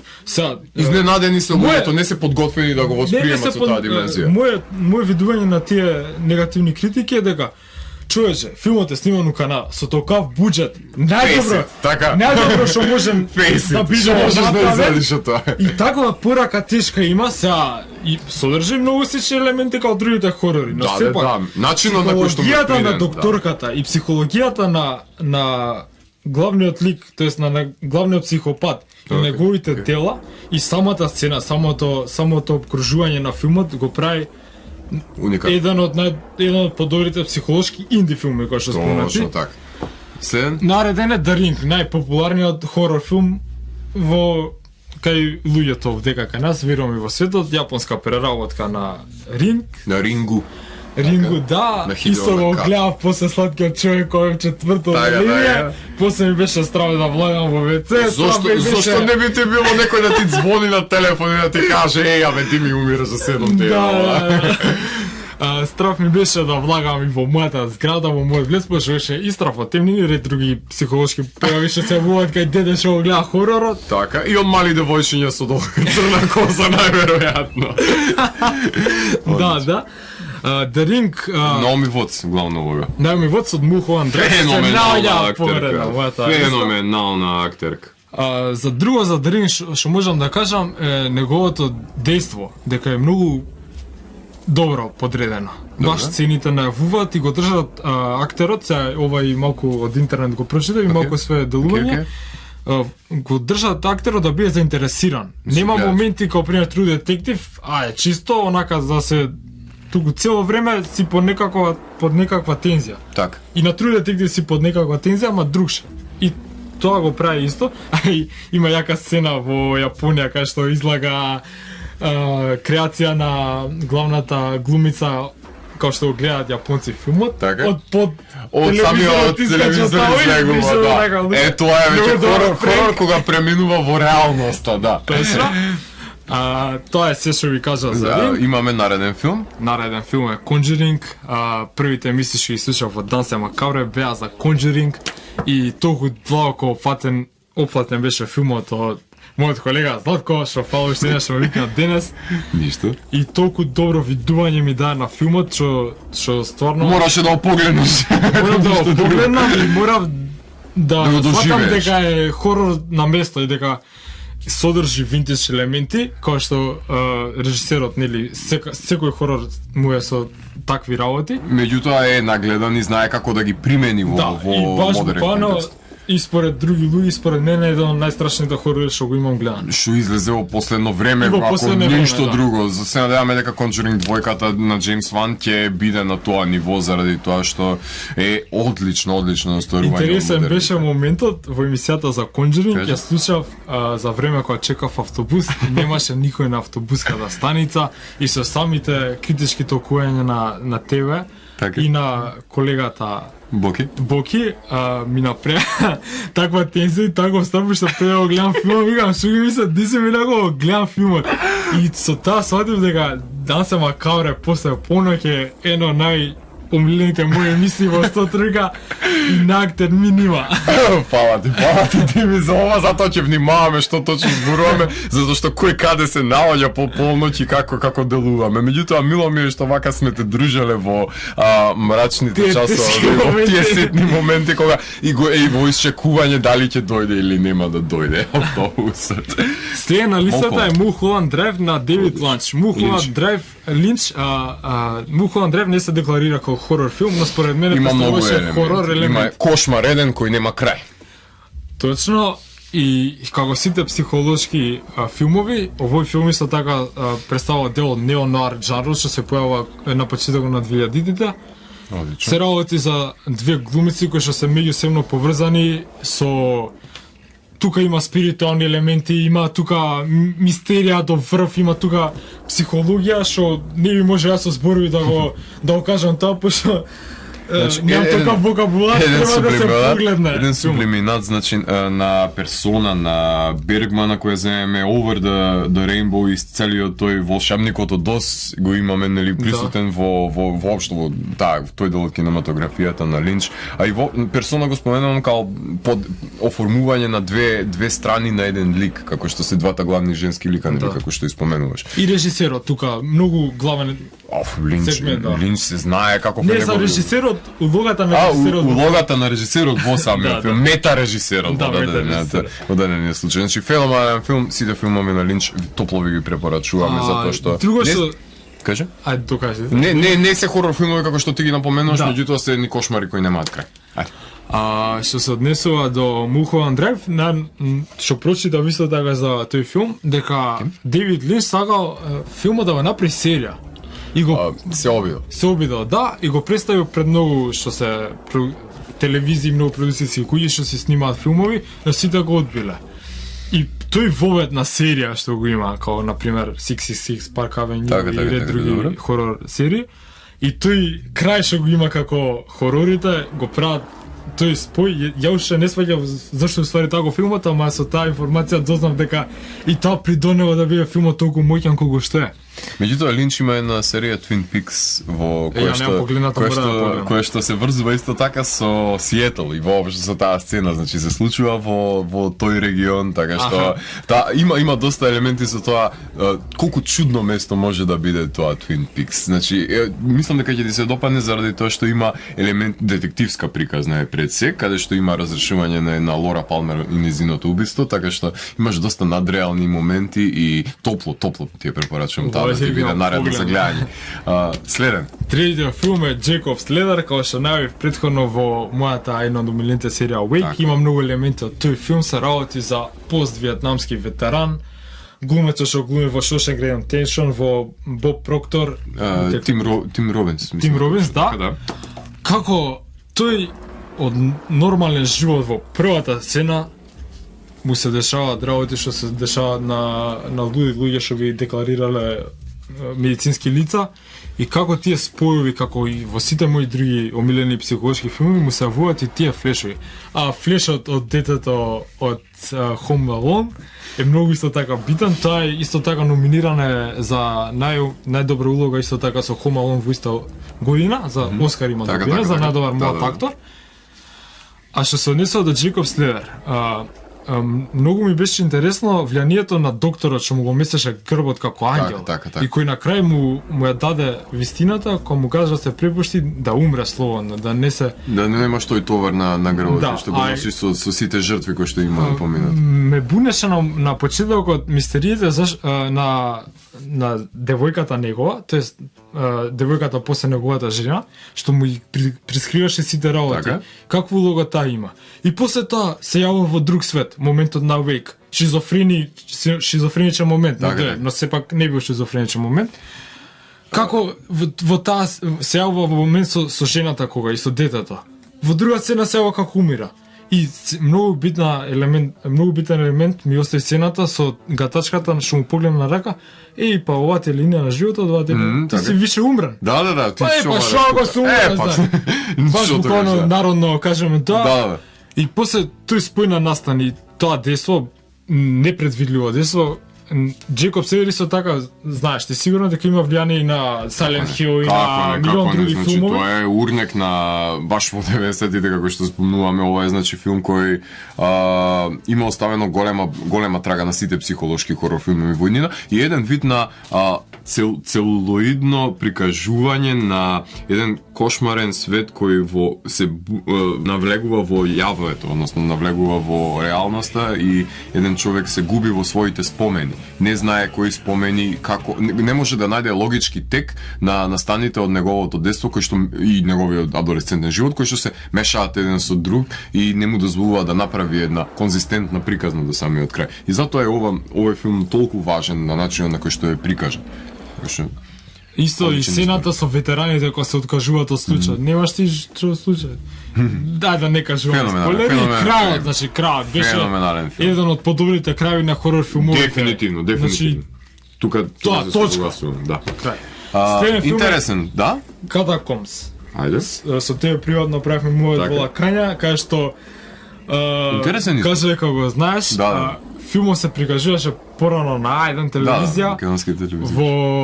Во досните часи го имам гледано 2 пати. Многу поценет хорор филм и скоро никој не го знае. Ја тие луѓе што ги знам. Се работи за француска продукција е филмот, значи со тој бран на новите француски екстремизам, меѓутоа еден од тие помеките филмови кои што доаѓаат од тој филм, меѓутоа од тој бран, меѓутоа има доста елементи кои што се заеднички со самиот бран. Може да ми кажете слушателите што стана? Таа приказна за девојката што потонува во подземен лавиринт опхолен со мртвечки глави, со мртвечки лешови, со ќорсокаци. Визуелниот приказ е и моментот дека знае дека ја брка митолошко суштество кое го гледа во живо и кое што на гледачите стварно ти доаѓа, стварно мислиш дека постои. И нема излез од тоа. И нема излез од тоа. Тој лавиринтот на Минотаурот. 2 сати е тоа. И викаш да го исклучам филмот, не веќе може да се спаси. Ајде се спаси. А буквално филмот почнува толку лежерно, таа зала во подземјето на Париз, од кај на метро влагат во тоа во катакомбите, си мислиш, овој знаеш некој филм некој друга тематика. Да. Меѓутоа имаме пресрет. 2 сати си таков го гледаш филмот и навиваш. И навиваш и не можеш да не престанеш да го гледаш. Да. И на крај се случува таква банална ствар и таков завршеток што не знам како таа девојката сигурно ако бил реален лик сигурно ден денеска под ја запамие. И така завршува филмот, не би го препорачал топло на слушателите да, погледнете го дефинитивно, доста интересно. 2003-2004 Така, мислам. тој бранд, баш почетокот на француските екстрем. И првиот на листата, и за да вршиме емисијата со тој филм е Rosemary's Baby. Во претходната емисија завчера ставив слика од тој филм. Да, ја видов, одлично. Се работи за филм на Роман Полански. Искрено имам гледано многу филми Роман Полански, ама главно Подоснежните и не верував дека човекот е толку моќен, мислам толку моќен спиритуално и идеално за да направи толку јак хорор филм. Во право време на право место филм снима. Да, и баш после таа година нели се раѓа сатанистичката црква. Сега колку има тоа поврзаност не е видно. Rosemary's Baby се работи за Мија Фароу, која е толку главната улога. Како и за окултниот свет воопшто што работи зад видиците на луѓето. Така, воедно. Што си обстојува и за сите тие мистични и надприродни појави што обичен народ мисли дека не постојат, усари постојат и ги дава до реалност и сите и тој момент што сега најпопуларната пропаганда е како да станеш во Холивуд треба да свршиш договор со ѓаволот. Така, тоа е. И баш го покажува до точка, до крајност на што се способни актерите да направат, како би жртвувале својата фамилија и своето дете пред се. И самото раѓање на детето на крај, морам да кажам ова, последната сцена, значи, беше толку за мене мокне и толку ми изведе од памет и си викам стварно, како реално ми дое пред себе, го прави Rosemary's Baby еден од најомилените мои хорори. Одлично, и читав многу критики кон Роман Полански, бидејќи он е еврин. Добро. Која религија ја практикуваш ти? Он вика, јас сум атеист, морам да го прикажам ова, самото по себе ми доаѓаше. И според мене мислам дека има и вистина во тој филм. Одлично стварување во тој бран на филмови 80-тите кои што воопшто ги има работено 60-тите и 70-тите Полански. Ова е едно култно хорор стварување кое е многу убаво што кажуваш дека за разлика од модерните хорори кои што и филмовите кои што ги снима денес, ова е дефинитивно ненадмилив негов филм и со право се наоѓа во твојата листа и во сите листи воопшто кои што претходно биле направени затоа што е феноменален режисер и никогаш не смее да биде потценет, посебно ова моќно остварување со Мија Фароу и мислам дека Касаветес беше, ако не се лажам. Кркот. Да, Касаветес беше во главната улога. Меѓутоа, одлично ги прикажува окултизамот воопшто и оно што го прикажува целиот тој лавеј бран кој се појавува, убаво што го споменал Подоснежниот период. Не можам буквално да го опишам филмот Rosemary's Baby, пошто ја кој што сум гледал прв е што е во тој жанр и толку моќен и толку як и што фатува толку многу елементи. Се има во 60-тите плејада на многу јаки хорор филмови кои што се Psycho и Да. после 70-тите Shining. Но Rosemary's Baby самото мајчинство и самата ајде ја ќе го понишам бебето на сатаната. Да. Самото тоа зачувување на бебето многу убаво го покажува Роман Полански, не знам стварно одлично. Така што топла препорака сите овие филмови кои што ви кажа Димитар, тоа што имате погледнате, тоа што го немате погледнато да го погледнете уште еднаш, да го погледнете за прв пат, тоа што го имате погледнате да го погледнете уште еднаш заради тоа што нема ништо лошо во тоа да се погледне еден Джекоб Следер и Малхоланд Драйв, барем по едно 10 пата, ако ништо друго. Ви кажувам од искуство за Rosemary's Baby и Екзорцист, тоа веќе не се ни споменува колку се важни, колку се постаменти воопшто на хорор жанрот. Тоа што претходно мора да го коментираме и да го напоменеме во емисијата ти во дадена ситуација во контекст на Seven Year Beach го спомна, меѓутоа мора да си го кажеме ние нашиот став за овој немил настан кој што бевме сведоци и јас и твојата сестра пред вчера, односно за настанот на концертот на Сепултура и за немилата случка која што се случи на предпоследната песна на самиот сет.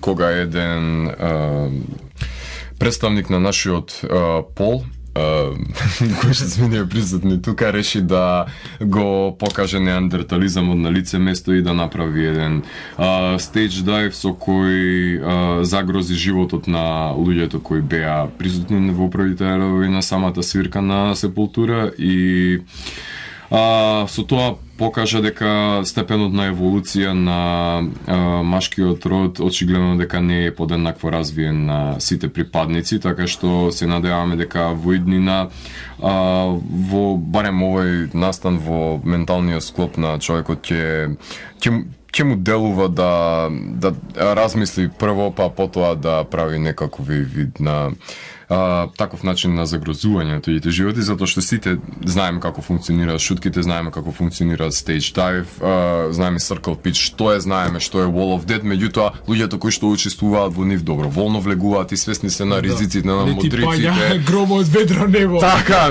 значи не паѓа човечко гомно од 150 кг на твојата глава. Значи има голема разлика во сето тоа. Значи подготвени се ризиците на гребнатини, на добивање на лакт во тело и не знам Мартинка во чело во дадена ситуација. Меѓутоа, кога 150 килограмско ѓубре паѓа на тебе и нема тука оправдување. Во никој случај ние дефинитивно го осудуваме овој чин и тоа е една од тие работи кои што се отцрнуваат буквално љубителите на овој жанр на музика, барем и во светски рамки тоа така се прави, се потенцира дека се грде името и се прави една лоша слика за тоа дека љубителите на овој тип на музика не им е местото, односно дека не знаат како да се однесуваат и дека се насилни едни кон други.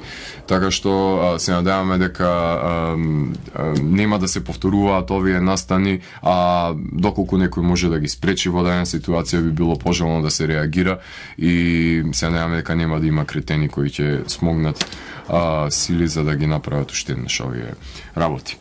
Меѓутоа, на светлата страна, да потенцирам уште еден елемент, затоа што секогаш вака во овие доцни часови си ги кажуваме нашите тајни во Данс е Макабре. Многу ми беше мило што за прв пат кога дознав за Nevermind, онака гледајќи ја на листата на емисии термините кои што ги има на канал 103, и онака гледам дека во недела има емисија Nevermind и само си викам има првата асоциација нормално дека беше Нирвана и тоа ми даде до значење дека не сме сами, јас и во канал 103. Значи имаме некој соборец кој горе-долу ќе пушта нешто што ние од прилика го пуштаме и во нашата емисија и до ден денес ги слушам твоите емисии, буквално се будам, ајде да кажем, во недела без разлика на каква е саботната ноќ, станувам на пладне и ја слушам твојата емисија и без разлика на кој е концептот и како вид на музика пушташ, така што многу ми представува големо задоволство тоа што воопшто постои твојата емисија и се надевам дека ќе имаш